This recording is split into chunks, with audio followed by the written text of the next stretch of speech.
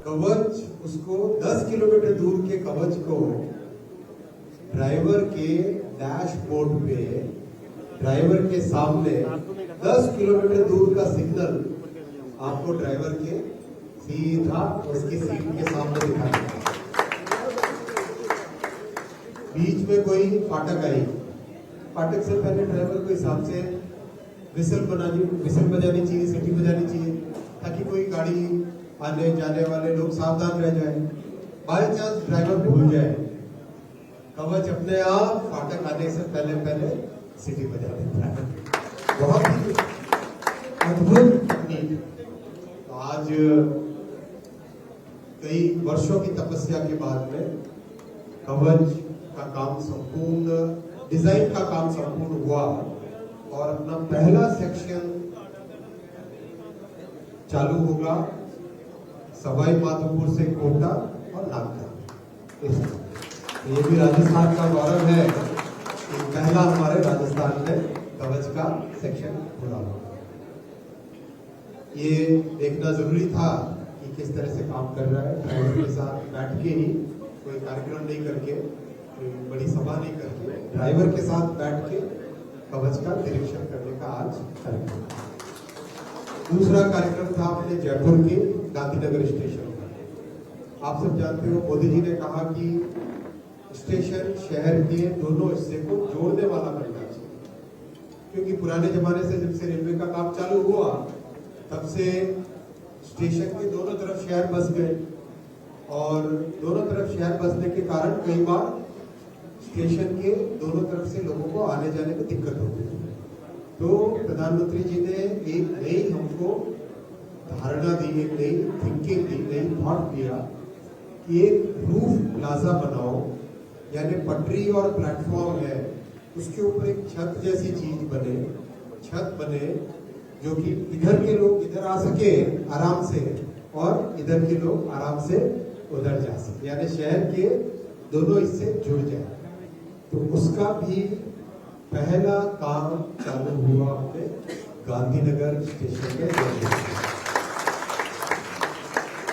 उसका भी आज निरीक्षण है, तो वो दोनों काम देखूंगा और आप सबके साथ बैठने का मन में था।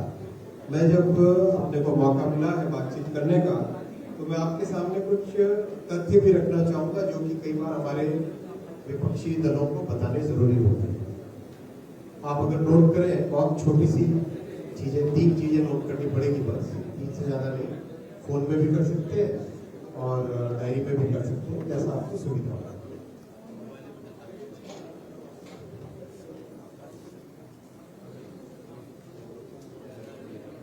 जब भी विपक्षी हमारे ऊपर कोई आरोप लगाए तो आप उनको एक बात जरूर याद दिलाना,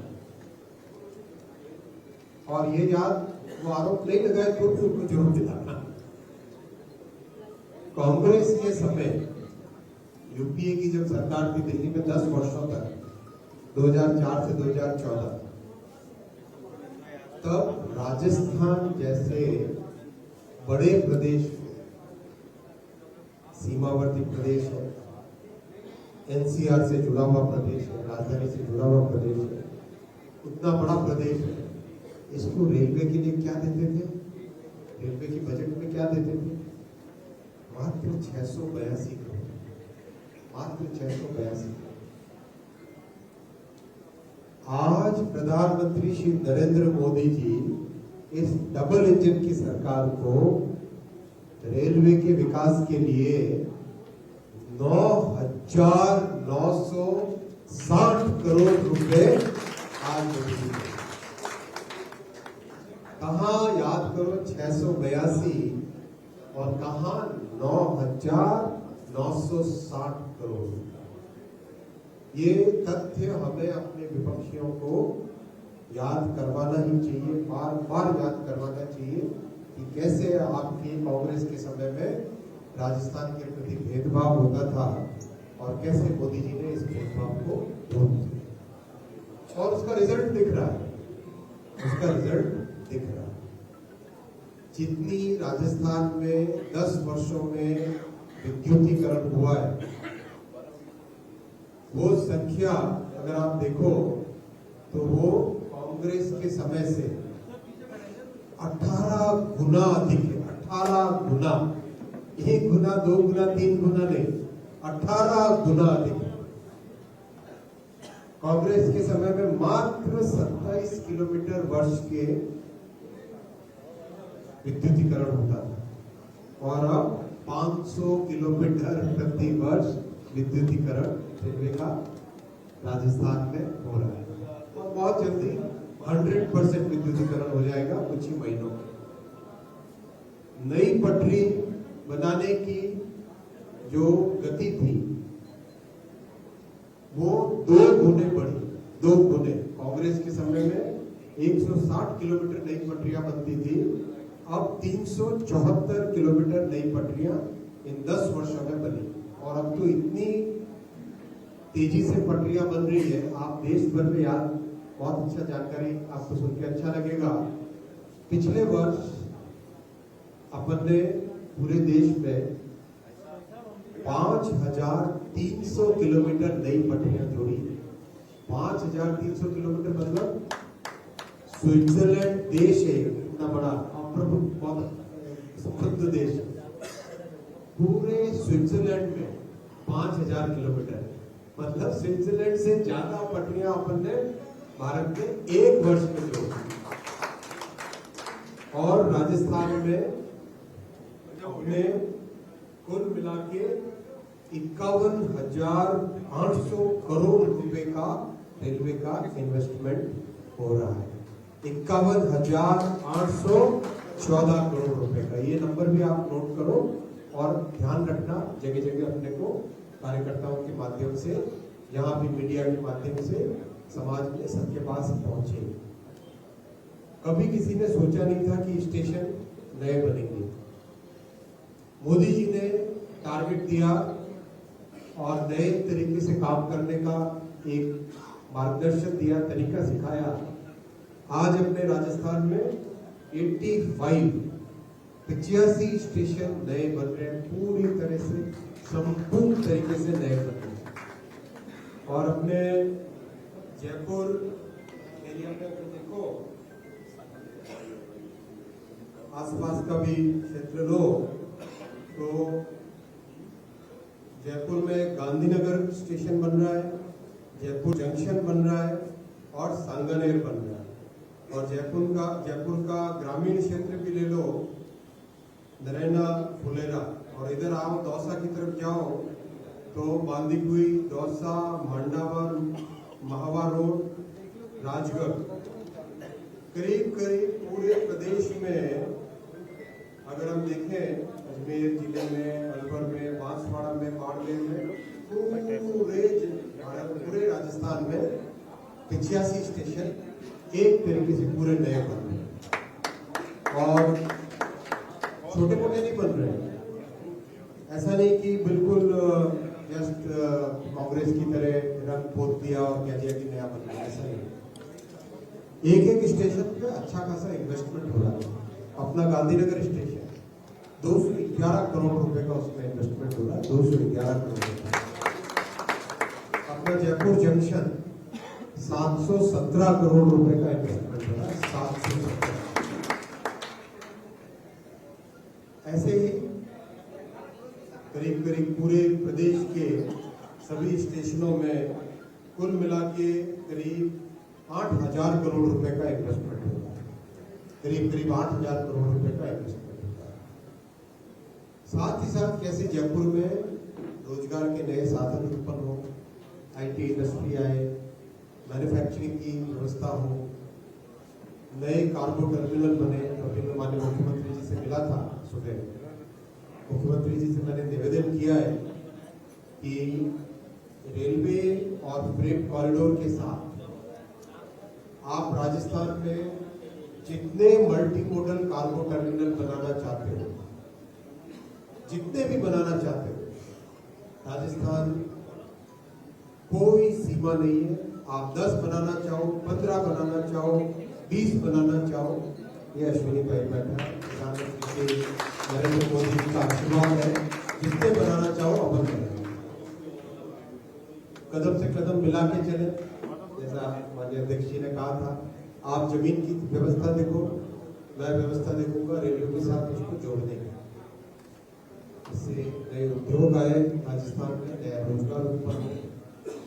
और साथियों एक चीज याद रखना, कई बार हमारे विपक्षी कई तरह के भ्रम फैलाने की कोशिश करते हैं।